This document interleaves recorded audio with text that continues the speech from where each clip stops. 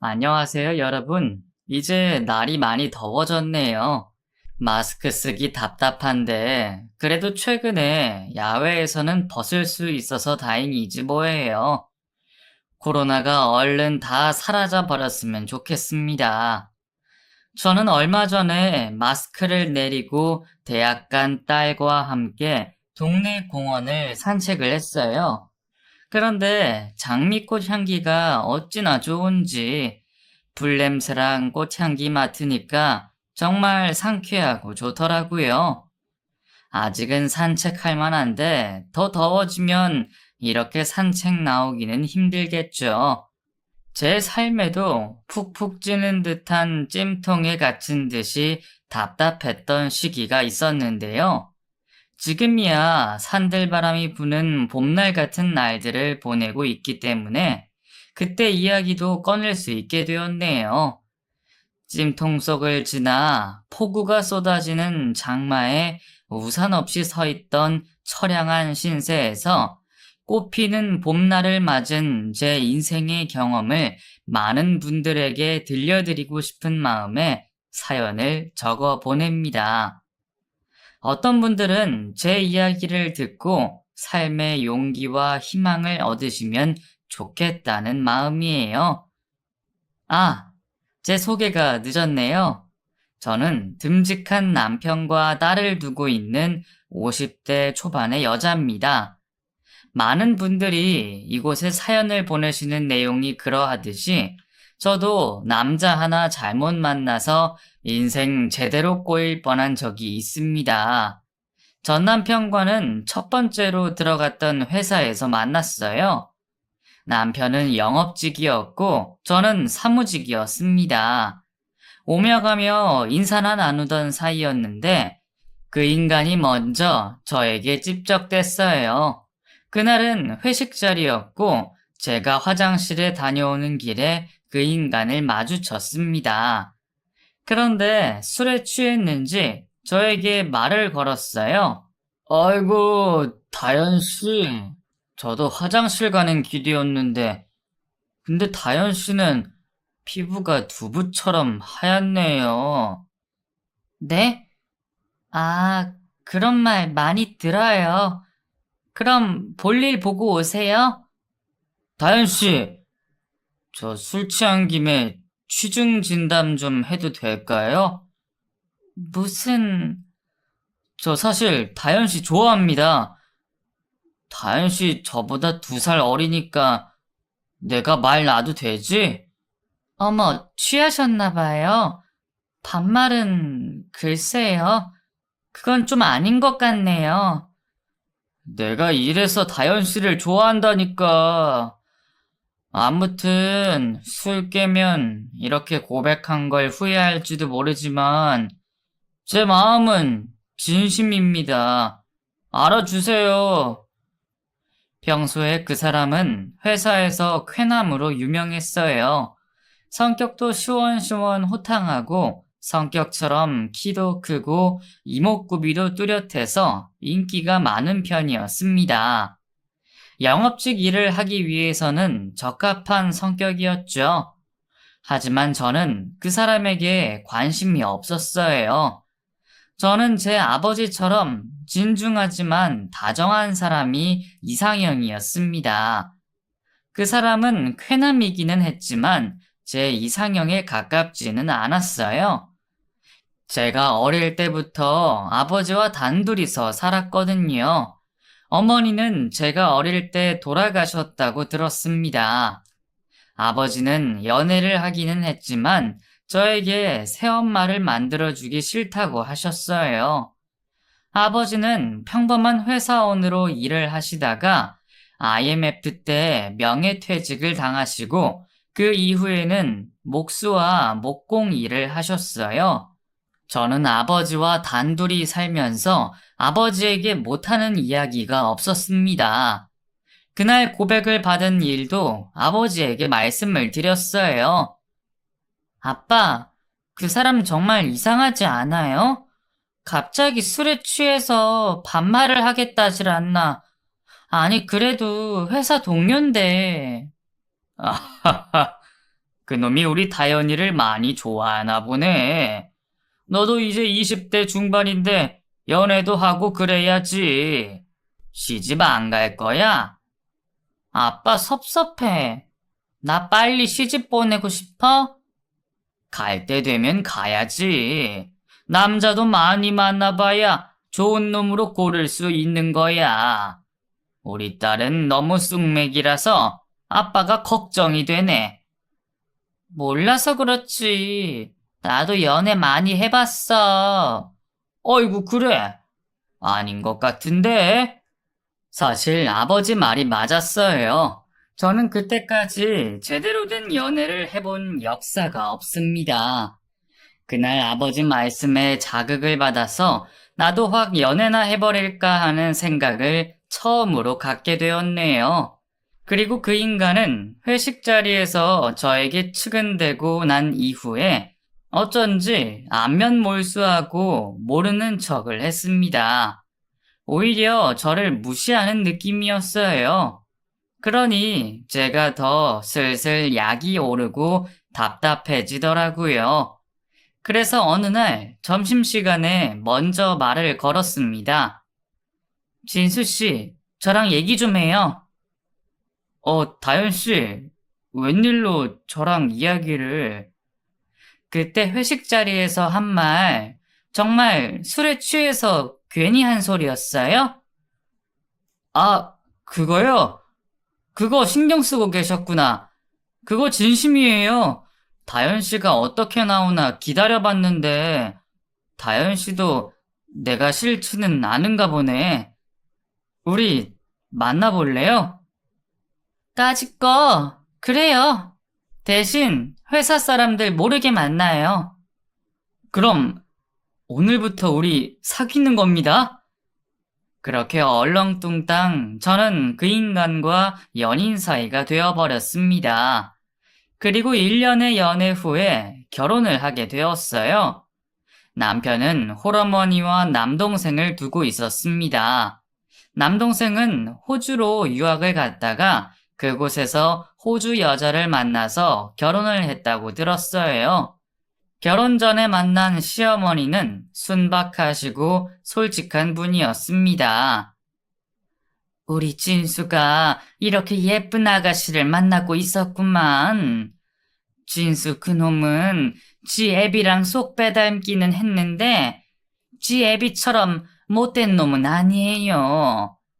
진수 애비는 지 성질에 못 이겨서 살다가 나랑 이혼하고 곧장 저승사자한테 끌려갔지. 뭐 그럴 만도 해. 나쁜 놈이니까 천벌 받아야지. 시어머니의 말씀에 남편이 승질을 내더라고요. 엄마는 왜 그런 쓸데없는 소리를 해? 돌아가신 양반 흉을 왜 봐? 아이고, 요놈 봐라. 누가 지 애비 아들 아니랄까봐. 넌 그렇게 살면 안 돼. 다현이한테 잘해줘. 알았지? 알았어요, 알았어. 나는 누구보다 잘 살 거니까 걱정 말아요. 남편은 어쩐지 시어머니를 무시하는 듯한 태도를 보였어요. 제가 다 민망할 정도였습니다. 듣기로는 돌아가신 시아버지가 폭군이었던 모양이더라고요. 도박에 남봉꾼에 폭력적이기까지 해서 어릴 때 그런 아버지를 말리느라 꽤 고생을 했다고 했습니다. 그래도 아버지가 똑똑한 분이었어. 시대를 잘못 타서 그렇지. 아버지가 나 역사 공부도 시켜주고 뭐 물어보면 모르는 게 없었거든. 난 오히려 답답한 엄마가 싫기도 했어. 진수 씨, 폭력은 무슨 일이 있어도 변명거리가 안 돼. 어머니 좋은 분이신데 왜 그래? 알지, 알아. 무식하게 일만 하고 우리 건사한 거 다 아는데 요령이 없는 사람이야. 근데 모르겠어. 꼽을 쳐둔 재산이 있는지 없는지는 통 말을 안 하니. 두 아들 이렇게 잘 키워주셨으면 됐지. 욕심 부리지 마. 욕심은? 나 어머니 모시고 살 거야. 이런 아들이 어딨냐? 너도 그렇게 해줄 거지? 어머니랑 지금 사는 집 팔아야지 신혼집 구할 수 있어. 나중에 정 답답하면 먼저 나갈 사람이니까 그냥 같이 살자. 우리 애 낳으면 애도 봐주고 좋잖아. 그 말에 잠시 어리둥절했습니다. 아무리 좋은 시어머니지만 같이 사는 건 또 다른 일이니까요. 저도 아버지에게 결혼한다고 손 벌릴 생각이 없었어요. 사실 저희 아버지가 목수와 목공 일을 하시면서 모아둔 돈으로 인테리어 사업을 하셨고 그게 실패하는 바람에 형편이 그리 좋지 않으셨거든요. 그 당시 아버지와 저는 아파트에서 살다가 빌라로 이사를 가서 산지 얼마 안 된 시기였습니다. 시어머니와 함께 산다는 것이 걱정이 되면서도 저를 시집살이 시킬 분은 아니라는 확신이 들어서 같이 살아도 좋겠다는 생각이 들었어요. 제가 어머니 없이 자라서 그런지 시어머니가 푸근하게 대해주실 때면 어쩐지 못 받은 정을 느끼고 있던 터였거든요. 그래서 결혼과 동시에 시어머니와 함께 살게 되었습니다. 결혼 후에도 저는 직장 생활을 했고 시어머니는 제 손에 물 한 방울 묻히지 않게 도와주셨습니다. 제가 부엌에서 거들려고 해도 됐다고 손사래를 치셨어요. 어머니, 저녁하고 계셨어요? 제가 할게요. 에이, 우리 며느라가 밖에서 고생하고 왔는데 뭔 또 일을 해. 가만히 앉아 있어. 내가 호박무침이랑 멸치볶음이랑 해놨고 된장국만 끓이면 돼. 할 것도 없어. 저는 살면서 한 번도 어머니 밥을 먹은 적이 없었어요. 어릴 때부터 밖에서 대충 사온 음식을 먹거나 아버지가 해준 볶음밥을 먹으면서 자랐거든요. 고등학교 때부터는 제가 직접 요리를 해서 먹었고요. 그런데 제가 차리지 않았는데 집에 돌아오니 요리 냄새가 풍기니까 기분이 묘하고 좋더라고요. 어머니의 밥을 먹고 자란 아이들은 이런 풍경이 익숙하겠구나 혼자서 생각에 잠기기도 했습니다. 타연아, 다 됐다. 어서 와서 먹어라. 어머니, 감사해요. 잘 먹겠습니다. 근데 진수는 같이 퇴근 안 한 거야? 바쁘다니? 영업일이 그렇잖아요. 사람 만날 일이 많아서 오늘도 외근 가서 늦게 온다고 하네요. 그래. 하긴 나랑 살 때도 얼굴 보기 힘들기는 했지. 우리 며느리 많이 먹어? 그렇게 시어머니가 해주신 밥을 먹는데 왜인지는 모르겠지만 저도 모르게 눈물이 흘렀습니다. 그냥 눈에서 눈물이 뚝뚝 떨어지더라고요. 시어머니는 그런 제 마음을 다 이해했다는 듯이 제 등을 쓸어주시며 말씀하셨어요. 엄마가 해주는 밥을 못 먹고 자라서 그런가 보다. 내가 시애미긴 하지만 애미는 애미잖냐. 앞으로 친정 엄마라고 생각하고 살았으면 좋겠다. 나도 딸 갖는 게 꿈이었거든. 사실 고부 사이에 딸처럼 엄마처럼이 쉽지 않다고는 하는데 그거 다 못난 사람들이나 그러는 거야. 우리는 잘 지내보자. 네, 어머니, 감사해요. 근데 저도 요리하는 거 도울게요. 어머니 허리도 안 좋으신데. 그러게, 늙으니까 이곳저곳 고장이 나네. 나도 나가서 일도 하고 싶고 그런데. 평생 일하셨는데 이제는 쉬셔야죠. 근데 나 일 구했다. 아파트 청소하는 일. 가만히는 못 있겠어. 좀이 쑤셔가지고. 어머니, 몸도 안 좋으신데. 괜찮아. 하루에 5시간 일하는 건데 뭐. 이제 눈물 쏙 들어갔네? 어여 먹어. 저는 시어머니의 말에 웃으며 밥을 먹었습니다. 정말 꿀맛 같았어요. 집에 돌아가면 시어머니가 계신다는 생각이 들면 낮에 일을 하면서도 든든한 기분이었습니다. 저와는 달리 남편은 결혼 후에 점점 성격이 괴팍해지기 시작했어요. 호쾌하다고 생각했던 성격이 괴팍하게 되는데도 한 끗 차이더라고요. 처음에는 시어머니에게 항상 불똥이 튀었습니다. 엄마, 내 양말 어디다 뒀어? 아, 정말 두던데 두라니까! 아, 미치겠네! 그러면 제가 오히려 당황해서 남편 양말을 찾았습니다. 여보, 여기 있어, 여기. 내가 빨래하고 다른 방에 놔뒀었나 보네. 애미야, 아니다. 그거 내가 거기다가 놔둔 거야. 진수야, 바쁜데 빨리 신고 가라. 아이, 짜증나. 아침마다 이게 뭔 난리야. 엄마는 집안일을 그렇게 오래 했으면서 아직도 나를 파악 못했어? 여보, 왜 그래? 다른 데다가 둘 수 있지. 뭘 그렇게까지 화를 내. 얼른 양말 신고 출근하자. 제가 그렇게 어르고 달래는 신용을 해야 진정하고 출근을 했습니다. 남편이 분노 조절 장애가 있는 걸 그때 처음 알게 되었어요. 그런 남편의 모습을 시어머니는 이해해 주셨습니다. 우리 진수가 워낙에 일이 힘들어서 그러는 모양이네. 다연아, 난 괜찮아. 어머니, 죄송해요. 앞으로 빨래는 제가 할게요. 그런 소리 마라. 얼른 출근해라.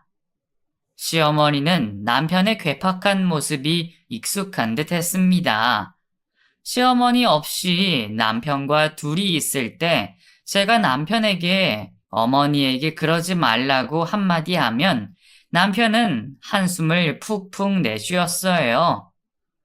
나도 안 그러고 싶은데, 요즘 일도 안 되고 짜증나서 그래. 그렇다고 왜 어머니한테 화풀이야. 제발 좀 그러지 마. 당신 벼락같이 화낼 때마다 내 심장이 쪼그라드는 기분이야. 알았어, 알았다고. 근데 너 돈 좀 가진 거 있냐? 돈? 왜? 돈 필요한 데 있어? 아니, 나 주식하는 거 알지? 이번에 대박 종목이라고 내가 비밀리에 알아낸 정보가 있거든. 거기 투자 좀 하고 싶은데 돈이 부족하네. 한 방에 몰아넣어야 잭팟이 터지는 거거든. 뭐? 그거 믿을 만한 정보야? 그럼, 내가 어떤 사람인데. 야, 난 고급 정보만 주워 듣는 사람이야. 돈 안 줄 거면 그냥 잠만 말아라. 내가 뭘 기대하겠냐? 얼마가 필요한데? 됐다고. 네가 뭔 돈이 있겠냐? 그냥 해본 소리야. 남편은 주식 투자를 하고 있었어요. 저는 그냥 가볍게 하고 있는 줄 알았는데 어느 순간부터 주식에 푹 빠져 있더라고요. 매일 아침마다 주식 상황을 보고 한숨을 내쉬기도 하고 웃기도 했습니다. 한숨을 내쉴 때면 언제 또 화를 낼까 두려웠어요. 그렇게 위태위태한 결혼 생활을 하던 도중에 저는 친정 아버지로부터 전화를 받게 되었어요. 차로 30분 거리에 살면서도 자주 찾아뵙지를 못했거든요. 아버지가 목수 일을 하시면서 다른 지방에도 가시는 일이 많아서 집을 비우셔서 못 찾아뵌 것도 있지만요. 그날은 휴대폰에 아버지라고 뜨는데 뭔가 기분이 좋지 않더라고요. 알 수 없는 불길한 기분에 휩싸여서 전화를 받았습니다. 아빠, 나 지금 회사인데 잘 지내고 계시죠? 이번에 울산 가셨다면서요? 저기, 이 휴대폰 주인분 따님이시죠? 네? 누구세요? 그 아버님이 일하시다가 갑자기 쓰러지셨는데 돌에 머리를 부딪혀서 아버지 지금 어디 계세요? 병원이에요? 병원으로 옮겼는데 돌아가셨습니다. 그 말을 듣고 저는 처음에는 장난을 하나 싶었어요. 그런데 목소리가 장난 전화는 아닌 것 같았습니다. 제 불길한 예감이 들어맞았던 거예요. 아버지의 시신은 제가 사는 곳으로 옮겨졌고 장례를 치르는 내내 저는 넋을 놓고 눈물만 흘렸습니다. 아빠, 불쌍한 우리 아빠. 울고 있는 제 옆에서 가만히 저를 쓰다듬고 위로를 해준 건 시어머니였습니다. 그 무렵에 시어머니는 소화가 잘 안 된다며 식사를 하지 못하셔서 살이 많이 빠져 있었어요. 다연아, 사돈 좋은 곳 가셨을 거야. 하늘도 무심하지. 왜 그리 일찍 데려가셨나? 나쁜 사람만 빨리 데려가는 건 아닌가 보다. 좋은 사람도 욕심이 나서 얼른 데려가신 모양이야. 어머니, 저는 울다 지쳐서 눈물이 나오지 않을 때까지 눈물을 쏟아냈습니다. 그런데 발인 전날에 남편이 제 곁에 쓱 오더니 아무렇지도 않게 질문을 했어요. 혹시 아버님 보험 같은 거 없어? 뭐? 왜 그 사망보험 같은 거 그래도 딸 하나 남겨두고 그런 보험 하나쯤은 들어두지 않으셨을까? 한번 찾아봐. 없다고. 우리 아빠 험한 일 많이 하셔서 보험도 못 들었어. 당신은 지금 이 와중에 그런 게 궁금해? 돈이 그렇게 중요해? 제가 그렇게 소리를 지르자 남편은 적반하장으로 눈을 부라리며 저에게 대꾸했어요. 아이, 그럼 중요하지. 에이, 뭔 놈의 애비가 재산도 안 남기고 그렇게 가버리냐? 꼴랑 그 빌라 전셋집 그게 다지? 에휴, 그지 같은 거. 뭐라고? 제가 더 말을 하기도 전에 남편은 담배를 손에 쥐고 장례식장 밖으로 나가버렸습니다. 아버지를 잃어서 슬픈 와중에도 저 인간이 미쳐도 단단히 미쳤구나 싶은 생각이 들었어요. 그렇게 아버지를 장지로 모신 후에 저는 회사에 연차를 더 쓰고 집에서 머물렀어요. 시어머니께서는 아파트 청소를 해서 번 돈으로 저에게 맛있는 걸 사주셨습니다. 다연아, 저 옆 동네에 엄청 맛있는 짜장면집이 생겼다더라. 우리 거기 가서 탕수육이랑 짜장면 먹을래? 어머니, 저 입맛이 없는데. 에이, 그래도 좀 먹어야지. 너 장례식 치르는 동안 물만 마시고 밥도 쥐똥만큼 먹었잖아. 회사 다시 가기 전에 내가 너 기력 좀 찾아줘야겠어. 밥 먹고 동네 산책도 하자. 나도 심심해서 그래. 남편은 매정했지만 저를 그렇게 세심하게 생각해 주시는 시어머니 덕에 저도 기운을 차렸습니다. 그리고 함께 짜장면을 먹으러 갔어요. 그런데 시어머니야말로 음식에 손도 대지 않으시더라고요. 어머니도 좀 드세요. 이 많은 걸 저 혼자 어떻게 다 먹어요. 소문대로 맛있어요, 어머니. 나는 요즘엔 자꾸 체하고 그래서 먹기가 무섭네. 왜 자꾸 체하시지? 그러고 보니까 어머니야말로 살이 너무 빠지셨어요. 어머니 식사하고 저랑 같이 병원 가세요. 에휴, 병원은 무슨, 체하는 거 가지고 뭔 병원에를 가. 먹어, 먹어. 나도 먹을게. 하지만 식사를 마치고 나오는 길에 시어머니는 화장실에 가서 먹은 걸 모두 개워냈습니다. 아무래도 심상치 않다는 생각이 들었어요. 어머님이 그때 나이가 65이셨거든요. 그 나이 때까지 건강검진을 제대로 한 번도 받아본 일이 없다고 하셔서 제가 그날 내친 김에 같이 병원에 모시고 갔습니다. 그런데 생각지도 못한 일이 벌어졌어요.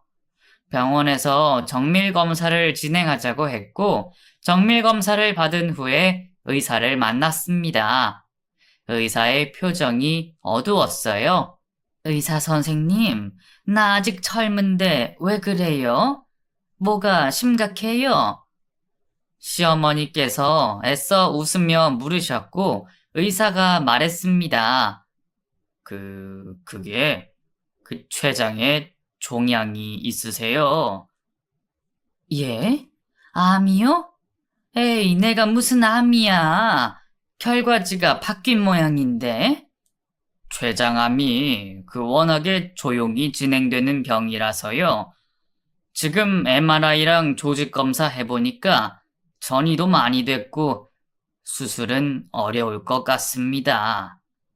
그 말에 시어머니 얼굴이 새하얗게 질려버렸습니다. 저도 믿기 힘든 결과인데 당사자는 어땠겠어요? 저는 시어머니의 떨리는 손을 붙잡고 의사에게 말했습니다. 그래도 무슨 방법이 있을 거 아니에요? 별 소용은 없겠지만 항암 치료를 일단 해보시는 게. 근데 항암 치료하면 체력도 많이 떨어지실 테고 부작용이 있어서 이 정도까지 말기암인 분들에게는 그다지 추천을 드리지는 않아요. 아니, 그게 무슨 무책임한 말씀이세요? 할 수 있는 방법은 다 해봐야죠.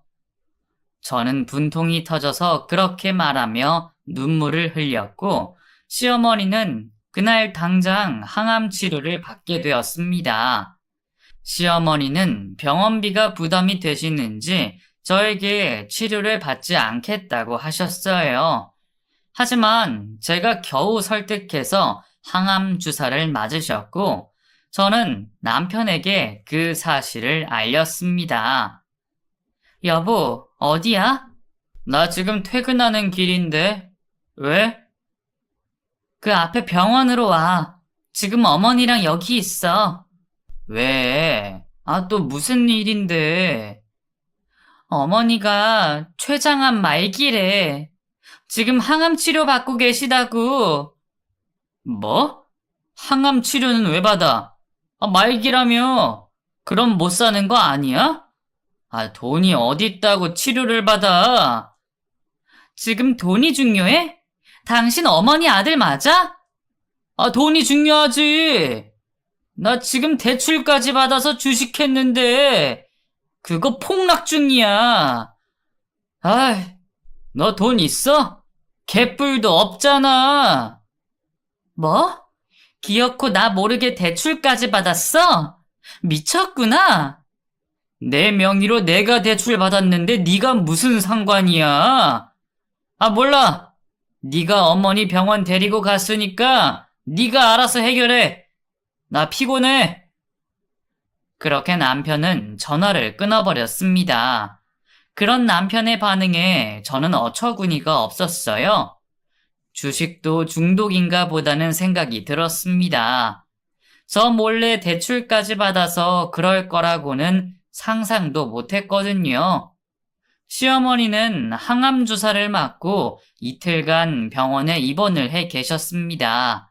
다행히 제가 연차를 써서 계속 어머니 곁을 지켜줄 수 있었어요. 하지만 남편은 그 기간 동안 전화도 한 통 없고 병원에 얼굴 한 번을 비추지 않았습니다. 그렇게 이틀 후에 퇴원을 하는데 병원비와 약값으로 100만 원이 가깝게 나왔어요. 그래도 저는 그 돈이 아깝지 않았습니다. 어머니는 항암주사 부작용으로 계속 기침을 하시고 통증을 호소하셨어요. 퇴근을 한 남편이 시어머니를 본체 만체해서 제가 남편을 다그쳤습니다. 당신 도대체 뭐가 문제야? 어머니한테 가서 인사 좀 드려. 지금 시간이 몇 시인데? 나 피곤해.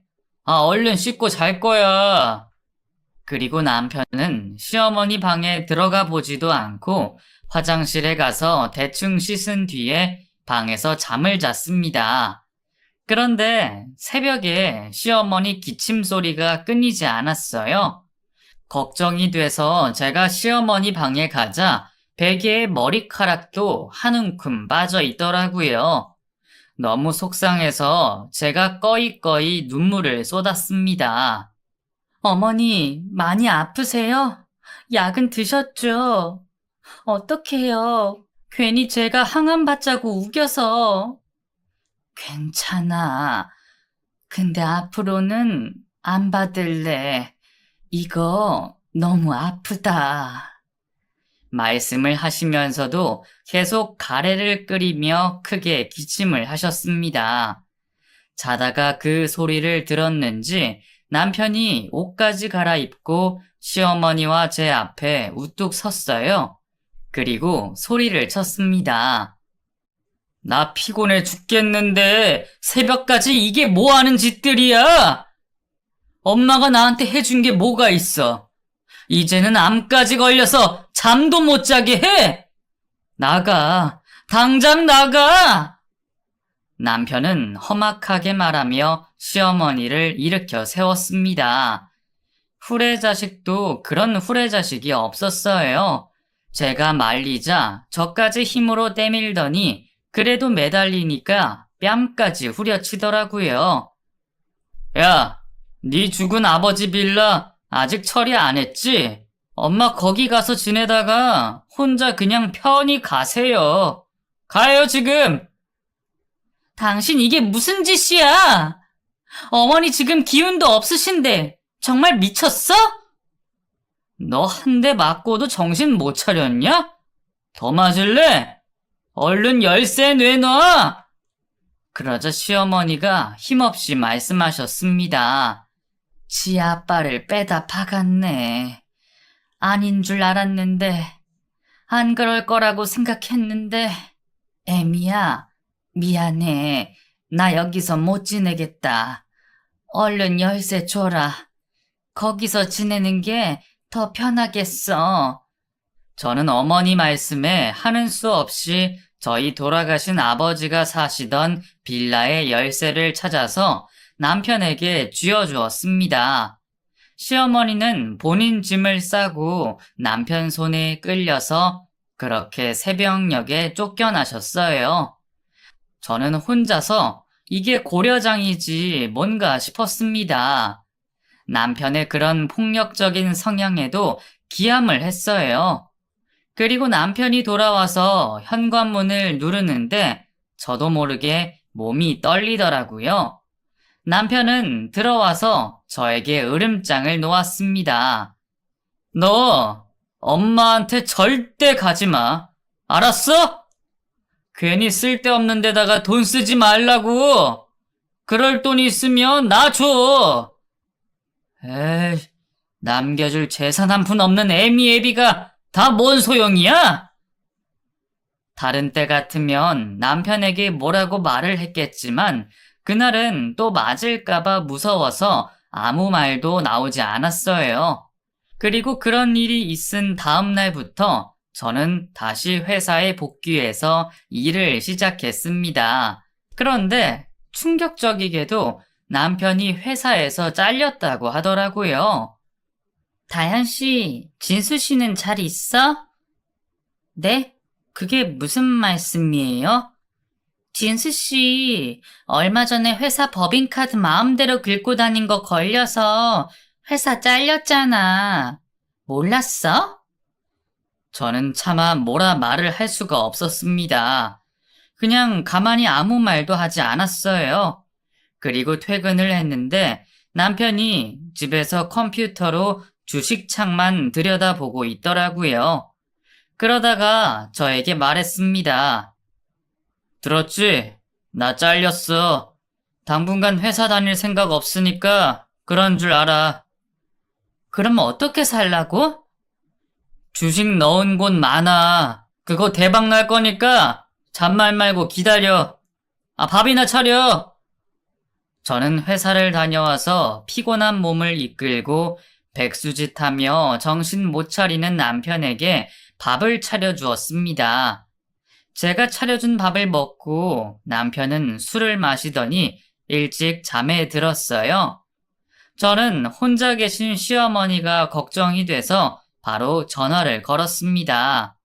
그런데 받지를 않더라고요. 마음이 급해져서 저는 무작정 시어머니가 계신 곳으로 택시를 타고 불이 나게 갔습니다. 어머니, 어머니, 어디 계세요? 다현이냐? 나 여기 있어. 시어머니는 방에서 이불을 몇 겹을 싸서 덮으신 채로 저를 바라보고 계셨습니다. 그 모습이 어찌나 처량한지 울컥하더라고요. 어머니, 왜 전화 안 받으셨어요? 걱정했잖아요. 전화 온 줄 몰랐네. 진수 그놈이 여기 오지 말라고 했잖아. 알면 어떻게 하려고 왔어? 얼른 가. 그 인간 자요. 어머니, 식사는 하셨어요? 제가 얼른 죽이라도 해드릴게요. 잠시만 기다리세요. 저는 죽을 써서 시어머니에게 먹여드렸습니다. 그래도 제 정성을 생각해서 몇 숟가락을 드시더라고요. 난 괜찮으니까 이제 오지 마. 진수 그놈 알면 난리 난다. 사실 나랑 살면서도 내 원망 많이 했었어, 그놈. 왜요? 왜 어머니 원망을 해요? 그런 거 신경 쓰지 마세요. 지 친구들은 부모가 부자라서 다 해준다고. 아휴, 그게 아직까지 남아서 그럴 줄 누가 알았겠냐. 지 애비 성질 그대로 닮은 거 애써 모르는 척 했는데 미안해. 너 그놈이랑 결혼 못하게 했어야 했는데. 어머니, 그런 생각하지 마세요. 전 괜찮아요. 어머니 건강 회복할 생각이나 하시라고요. 저 내일 밤에 또 올게요. 제가 알아보니까 양배추가 췌장에 좋다고 하네요. 내일은 양배추 사와서 삶아 드릴게요. 오지 말라니까. 알았어. 얼른 가. 저는 떨어지지 않는 발걸음을 겨우 떼서 다시 악마 같은 남편이 자고 있는 집으로 돌아갔습니다. 그렇게 2달여를 저는 남편 모르게 시어머니를 간병하러 밤마다 차로 30분 거리를 왔다 갔다 하고 지냈어요. 시어머니는 어느 날은 아픈 사람이 아닌 것처럼 씩씩하게 저를 맞아주셨고, 어느 날은 아파서 온 방을 헤집어 다니시며 저를 맞아주셨습니다. 병원에서 처방받은 진통제도 말을 듣지 않았어요. 그리고 결국 정신을 잃은 시어머니를 보고 당황해서 새벽에 앰뷸런스를 불러서 중환자실로 모셨습니다. 의사는 마지막 인사를 하라고 말했어요. 아무래도 오늘 내일이 고비일 것 같네요. 하고 싶은 이야기 다 하세요. 저는 그 말에 눈물을 흘리며 시어머니의 팔을 붙잡았습니다. 어느새 의식이 드셨는지 시어머니가 제 등을 토닥이고 계셨어요. 어머니. 그래, 다현아. 고마워. 그리고 미안하다. 진수 그놈한테서 당장 도망가라. 내가 그런 인간이랑 살아봐서 알아. 못 살아. 아직 애 없을 때 빨리 도망가. 어머니, 죄송해요. 어머니 이렇게 가시면 안 돼요. 저랑 더 오래 살다가 가세요. 제발요. 다연아, 내가 장판 밑에 뭘 좀 숨겨놨어. 나도 그게 그렇게 될 줄은 몰랐는데, 아무튼 절대로 진수는 모르게 하고 그거 가져가서 잘 살아. 알았지? 절대 진수는 모르게 해야 한다. 나 죽으면 바로 이혼하고. 시어머니의 말이 무슨 뜻인지 알 것도 모를 것도 같았습니다. 아무튼 저는 그렇게 시어머니를 보내드리고 싶지 않았어요. 저는 시어머니 곁에서 천지신명에게 기도를 드렸습니다. 저에게 뒤늦게 엄마 사랑 느끼게 해준 이 좋은 분을 이렇게 데려가시면 저는 어떻게 삽니까? 아버지도 허망하게 데려가 놓고 제발 살려주세요. 저희 어머니 데려가지 마세요. 하지만 제 기도는 통하지 않았어요. 결국 그날 아침에 시어머니는 숨을 거두고 말았습니다. 친정 아버지를 떠나보낸 지 몇 개월이 지나지도 않았는데 제가 그렇게 좋아하고 따르던 시어머니까지 떠나보내니까 정말 세상 모든 걸 원망하게 되더라고요. 장례식을 치르는 동안 남편은 상주 역할을 제대로 하지도 않았어요. 조의금만 가져갈 생각에 눈에 불을 켜고 있었습니다. 호주에 사는 도련님은 제 결혼식에도 오지 않더니 시어머니 장례식에도 오지 않았습니다. 이런 악마 같은 아들 둘을 고생하며 키웠을 시어머니 생각에 마음이 저려왔어요. 시어머니 장례식을 마친 후에 조의금을 세고 있던 남편에게 저는 이혼 서류를 내밀었습니다. 뭐야? 이혼하자고? 그래, 이혼하자. 나 당신이랑 더는 못 살겠어. 그래? 그러든가. 여기 사인하면 되지? 서류 잘 보고 작성할 거 다 작성하고 내일 제출하자. 너 후회 안 하지? 이 집 내 명의로 되어 있는 건 알지? 나중에 가서 나눠달라고 하지 마라. 그때쯤에 저는 그저 빨리 남편과 헤어지고 싶은 마음뿐이었습니다. 저는 저희 아버지가 살던 빌라로 들어가서 살면 된다고 생각했어요. 그렇게 저희는 합의 이혼을 하게 되었습니다. 그리고 저는 제 짐을 싸들고 저희 아버지가 지내셨고 시어머니가 죽기 직전까지 지내셨던 그 빌라로 들어갔어요. 들어가자마자 다리에 힘이 풀리고 돌아가신 두 양반이 생각나서 주저앉아서 펑펑 눈물을 흘렸습니다. 그리고 시어머니가 지내시던 방으로 들어갔는데 갑자기 어머니가 마지막으로 남기신 유언이 생각났어요. 장판 밑을 보라고 하셨던 것 같은데. 저는 혼잣말을 하며 아무 생각 없이 뭔가 두툼하게 깔려있는 장판 끄트머리를 붙잡고 찍 열었습니다. 그리고 그 밑에서 랩으로 둘둘 쌓인 서류 봉투가 나왔어요. 저는 아무 생각 없이 그 서류 봉투를 열어봤습니다. 편지라도 남겨놓으신 건가 싶었어요. 그런데 그 안에는 땅 문서가 들어있었습니다. 그리고 공증받은 유언장도 나왔어요.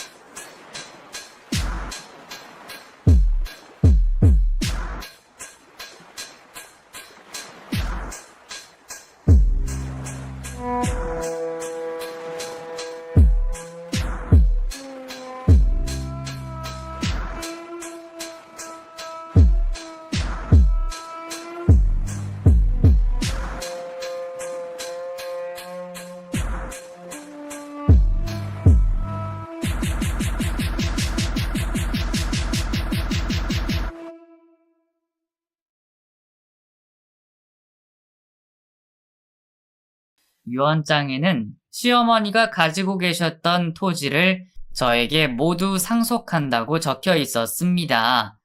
그리고 시어머니가 남긴 작은 메모도 발견했어요. 다연아, 우리 며느리 지 애비 닮아서 못된 진수랑 사느라 고생 많았어. 나도 친구 덕에 샀던 이 땅이 죽은 땅인 줄만 알았는데 최근에 알아보니 재개발 지역이 됐다고 하더라. 이거 가지고 꼭 내 목까지 행복하게 살아라. 사랑한다. 삐뚤빼뚤한 글씨체에 맞춤법도 다 틀리게 적은 그 편지를 보고 시어머니 진심이 느껴져서 저는 또다시 대성통곡을 했습니다. 겨우 눈물을 멈춘 후에 저는 악착같이 잘 살아야겠다고 그날 저녁에 제 마음을 다잡았어요. 그리고 회사를 그만두었습니다. 어머니가 저에게 상속한 땅이 꽤 규모가 컸어요. 그 땅을 저는 30억 가까운 돈을 받고 팔게 되었습니다. 그리고 그 돈으로 경매로 나온 건물을 사들였어요. 그리고 남은 돈으로는 재개발 지역에 생기는 아파트에 투자를 했습니다. 어머니, 저 잘하고 있는 거 맞죠? 어머니 목까지 열심히 살게요. 저는 가끔씩 그렇게 하늘을 보며 혼잣말을 하고는 했어요. 그러면서 부동산 중개인들과 가깝게 지내게 됐습니다. 그리고 부동산 사무실을 여러 채 가지고 있는 사장님과 친해지게 되어서 많은 정보를 얻을 수 있었어요. 그 사장님은 저보다 7살이 많았고 아직 미혼인 분이었습니다. 저희 돌아가신 아버지가 떠오를 만큼 진솔하고 다정한 성격의 사람이었습니다. 사장님, 감사해요. 주신 정보들이 다 기가 막혀서 덕분에 저 더 잘 되고 있어요. 아이, 뭘요? 제가 식사 한 끼 대접해도 될까요? 저는 그 사람에게 먼저 다가갔습니다. 그리고 그렇게 몇 번 만남을 갖다 보니 저와 성격도 잘 맞고 대화도 잘 통해서 이 사람이다 싶은 생각이 들었어요. 하지만 한 번 결혼을 실패했던 터라 저는 다시 시작해도 되는 건지 많은 고민이 있었습니다. 그런 저를 그 사람이 잡아주었어요. 난 사실 결혼 생각 아예 없던 사람이야. 그런데 다연히 너를 만난 이후에 생각이 바뀌었어. 남은 여생 같이 꾸려나가고 싶어. 나는 실패한 경험이 있어서 아직 겁이 나네요. 그래, 이해해. 내가 기다릴게. 나 어디 안 가니까 몇 년이고 고민해봐. 그렇게 그 사람은 저를 기다려 주었습니다. 그리고 결국 2년을 더 진지하게 만나면서 고민한 끝에 저는 지금의 남편과 재혼을 하게 되었어요. 그리고 바로 임신을 하고 지금 대학교에 입학한 딸아이를 갖게 되었습니다. 지금까지 살면서 저는 재혼을 선택한 것에 후회가 눈꼽만큼도 없어요. 눈에 넣어도 아프지 않을 제 딸도 생겼고 제 옆을 든든히 지켜주는 듬직한 남편도 갖게 되었으니까요. 아이를 임신하고 태교를 하러 다니다가 전 남편의 소식을 들은 적이 있습니다. 다연 선배, 선배 맞죠? 어머, 희수 씨? 선배 잘 지내셨어요? 얼굴이 활짝 피셨어요. 요즘은 정말 행복하네. 그나저나 진수 선배 소식은 들으셨어요? 아니, 왜? 진수 선배 회사 잘리고 나서도 주식하다가 결국 아파트까지 다 날리고 빚더미에 앉았대요. 근데 지금은 강원랜드 카지노에 들어가서 소식이 끊긴 모양이더라고요. 저도 회사 선배들한테 들어서 알았어요. 그래? 참나. 결국엔 그 모양 그 꼴이 됐구나. 선배, 이런 말은 뭐하지만 진짜 이혼 잘하셨어요. 선배 지금은 잘 지내시는 거 맞죠? 그럼 완전 잘 지내. 그 인간 소식 들었는데도 아무렇지도 않네. 정말 저는 전 남편 이야기를 들어도 아무 감정이 느껴지지 않았습니다. 그저 그렇게 될 놈이 결국에는 그렇게 됐구나 싶은 생각만 들었어요. 그것도 꽤 세월이 지난 일이라서 지금은 뭐하고 살지, 어디 가서 죽었는지 살았는지 모르겠네요. 저는 시어머니 기일이 되면 제사도 지내고 지금 같이 사는 남편과 딸과 함께 시어머니를 모신 납골당에도 찾아갑니다. 가서 환하게 웃고 있는 사진 속 시어머니에게 꽃도 놓아드리고 두런두런 이야기도 하고 오고 있어요. 어머니, 잘 지내셨어요? 우리 딸이 벌써 대학생이 됐어요. 공부 잘해서 좋은 대학 갔어요. 나중에 의사 된다고 하네요. 저 어머니 목까지 잘 살고 있는 거 맞죠? 감사해요. 제가 그렇게 말하니까 딸이 옆에서 자기도 감사하다고 하더라고요. 할머니, 감사해요. 그런 딸을 보며 저는 피식 웃음이 터졌습니다. 시어머니가 계신 납골당에 저희 돌아가신 친아버지도 계세요. 그래서 아버지도 뵙고 인사를 드리고 옵니다. 시어머니도 그렇지만 저희 아버지도 아직까지 사무치게 그립습니다. 전 남편은 비록 쓰레기만도 못한 놈이었지만 그런 남편 덕에 저는 좋은 시어머니를 만났어요. 그리고 시어머니로부터 받지 못하고 자란 어머니의 정과 사랑도 느끼고 지금은 제 가정 잘 꾸리면서 살 수 있게 되었네요. 친정 아버지와 시어머니를 잃고 전 남편과 이혼하면서 저는 쏟아지는 폭우 속에 혼자 남겨진 기분을 느꼈던 적도 있습니다. 하지만 비가 오면 해가 비치고 예쁜 무지개가 뜨듯이 지금의 삶은 그 어느 때보다도 행복한 삶이네요. 제 사연을 들어주신 여러분들 중에도 삶이 녹록지 않고 세상에 혼자 남겨진 기분이 드는 분들도 계실 거예요. 하지만 절대 포기하지 말고 기운 내셨으면 좋겠습니다. 언젠가는 해뜰 날이 있을 거라고 믿으면서요. 저에게도 앞으로 또 비가 오는 날도 있을 수도 있겠지만 저도 긍정의 힘을 믿으며 포기하지 않고 잘 살아가 보겠습니다. 우리 모두 화이팅 해요. 화이팅!